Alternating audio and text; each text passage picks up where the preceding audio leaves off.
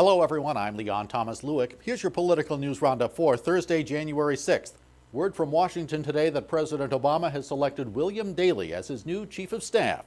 Daley is a Chicago native and former Commerce Secretary under then-President Bill Clinton.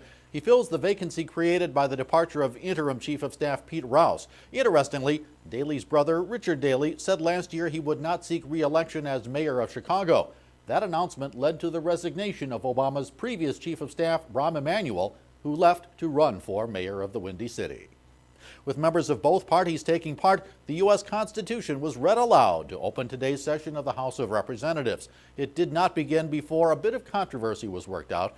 Members decided to read the amended version of the Constitution, leaving out sections such as those that initially recognized slavery and created prohibition, and which were later removed through amendments. A warning for the new Congress today from Treasury Secretary Timothy Geithner. He said the national debt could hit the legal limit on borrowing as early as March 31st.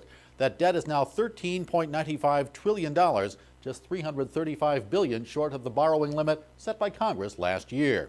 Without action to raise the limit, Geithner said the U.S. could default on its debt. He said that could lead to the destruction of jobs, stopping payments to retired government workers, veterans, and active troops, and spiking interest rates. Republicans in Congress are threatening to block any hikes in the debt ceiling unless they're coupled with deep spending cuts and limits on future spending.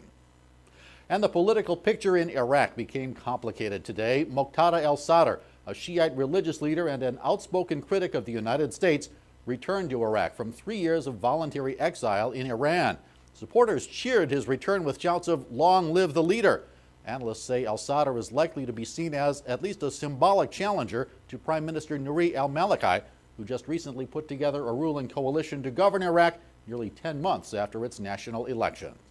That's your political roundup for Thursday, January 6th. I'm Leon Thomas Lewick. Stay logged on to rttnews.com for more on these and other political and financial news stories throughout the day.